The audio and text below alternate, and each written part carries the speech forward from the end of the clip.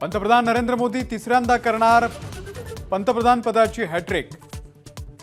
ABP आणि C वोटरचा अंदाज।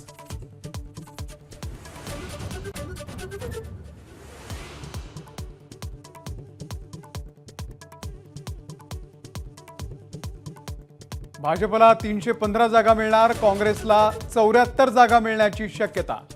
ABP आणि सी वोटरच्या एक्झिट पोलचा अंदाज।